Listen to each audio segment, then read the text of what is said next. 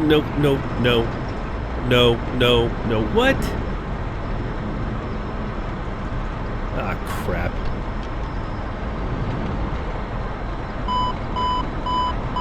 Well,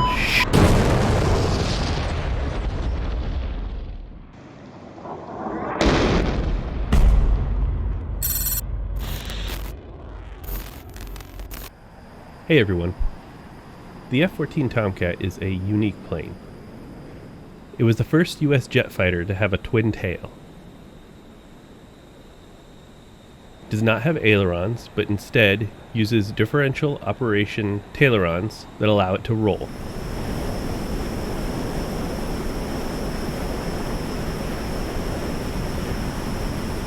It has a variable sweep wing that contains flaps, which are also referred to as maneuvering flaps, spoilers in the top of each wing to assist in rolling the plane,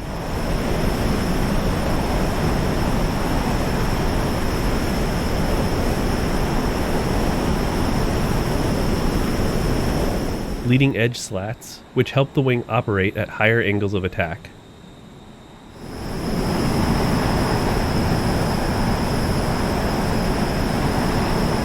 and when the wing is swept all the way forward, auxiliary flaps which help produce extra lift at low speeds, like when taking off or landing. Because of some of these unique features, it also has some interesting flight characteristics that might catch you off guard when you go to fly it. We are going to discuss some of the basics of flying that will help you keep the Tomcat happy in flight, go over some of the more interesting flight characteristics, and show you some tricks so that you can keep the plane in control and don't find yourself in an awkward flight departure. Before we get into this, I want to point out that there will sometimes be a control indicator on the bottom left of the screen. This will help you observe my control inputs with the stick, rudder, and throttle as I fly the plane. So make sure you focus some of your attention here during the demonstrations so that you can try to understand what I'm doing in relation to what the aircraft is doing. I also want to make note that when we're talking about AOA, or angle of attack, we are talking in units, not degrees. And also, when I speak of unloading the aircraft, what I mean is reducing pitch to gain back some speed. First, let's briefly discuss what happens when you simply roll the aircraft. Because there is no fly-by-wire system on the Tomcat, a more analog approach to flying is required. When rolling the aircraft left and right, you can see a few things occur. The most obvious is that the nose on the airplane yaws in the opposite direction to the turn. Simply rolling left causes the nose to yaw slightly to the right,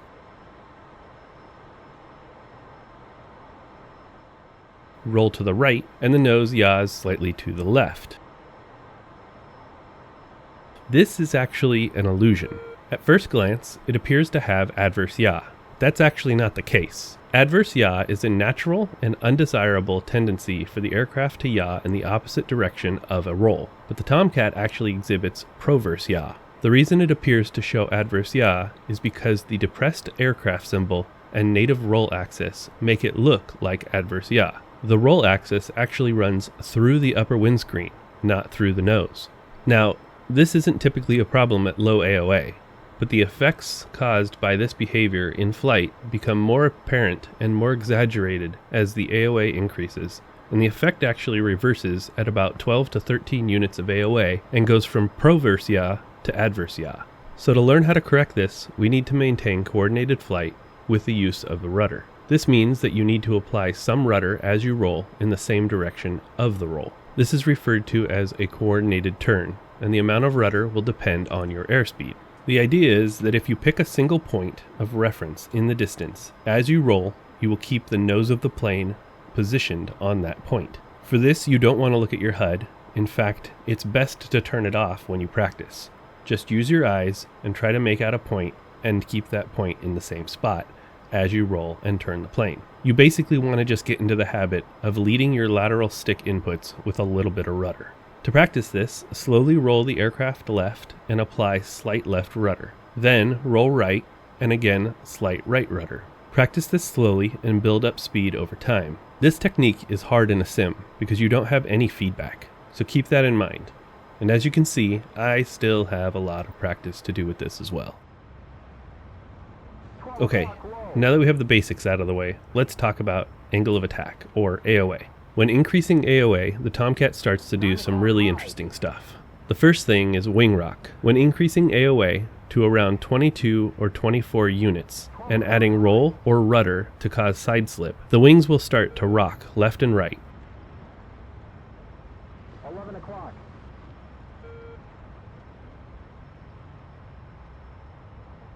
To decrease this effect, you need to do one of three things. Decrease your AOA, lose enough speed,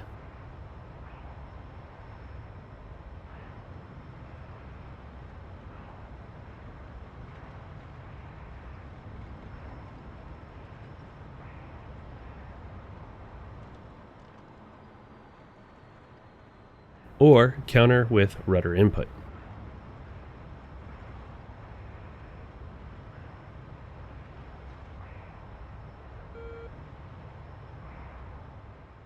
Buffet in most airplanes is something that occurs right before you stall.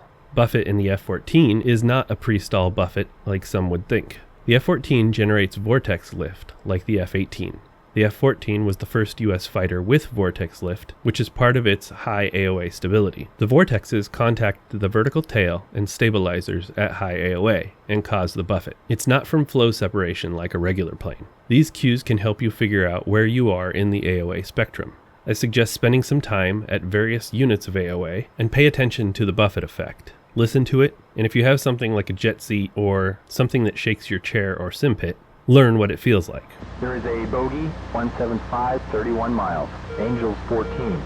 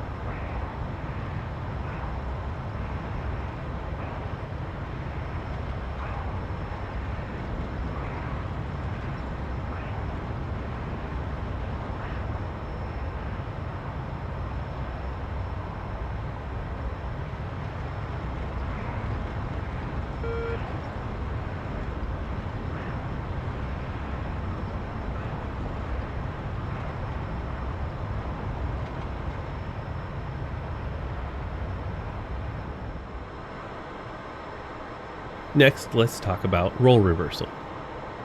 No, not that. Roll reversal is actually a standard behavior for swept-wing aircraft. The F-86 and the MiG-15 both have this in DCS. The difference is that these aircraft have a much lower useful AOA, so it is not encountered except for in unusual or excessive maneuvers.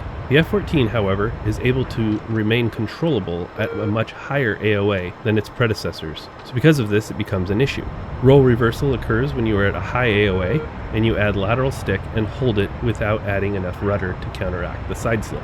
The plane will slip in the opposite direction and start a roll in the opposite direction of your input. You want to be able to recognize the signs of this early and immediately center the stick, which should promptly stop the roll. Not recognizing this can get you into a bad situation quick, as the next step is most likely a flat spin.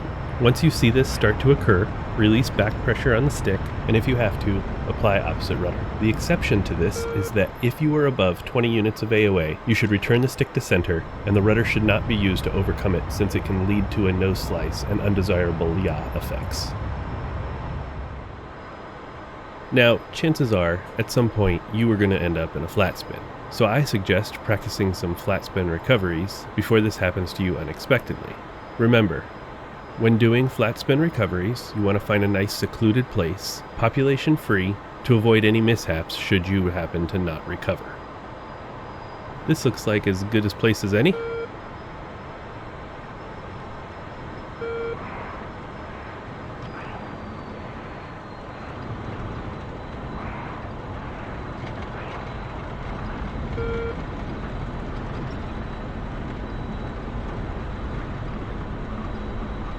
First, add rudder in the opposite direction of the spin.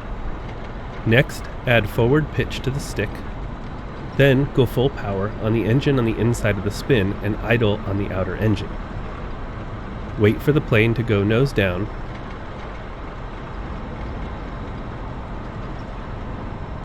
Bring both engines back to idle, release rudder and stick pressure, and slowly increase the throttle. Then just wait for enough speed to pull out of the dive.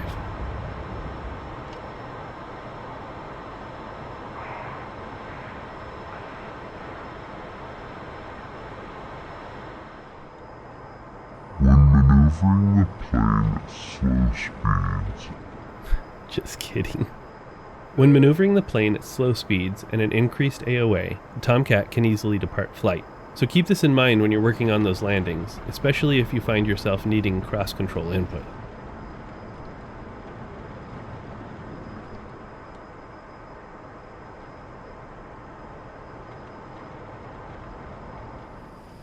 Okay, so that's pretty much all I have for the more interesting flight characteristics of the F-14 Tomcat. But before we end this video, I want to leave you with a couple tips that might be helpful. Number one, always trim for airspeed.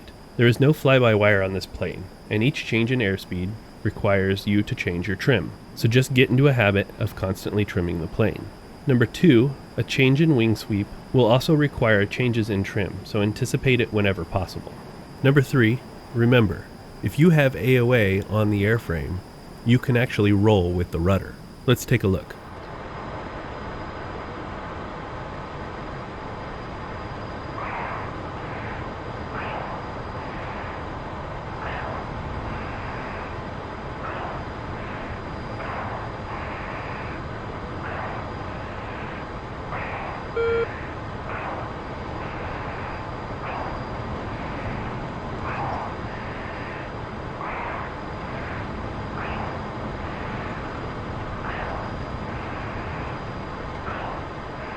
And you can actually roll really fast if you use both lateral stick input and rudder at the same time. Just watch.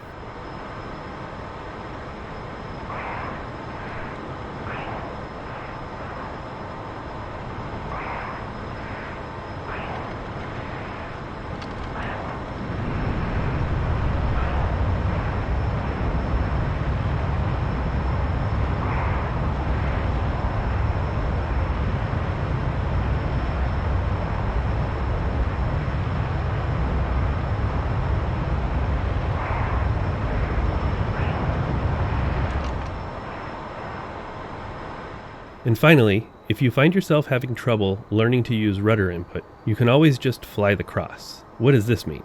Basically, don't combine pitch and lateral stick inputs, only one or the other. If you're pulling on the stick and you need to roll, release back pressure, roll, and then add back pressure once you return the stick to center.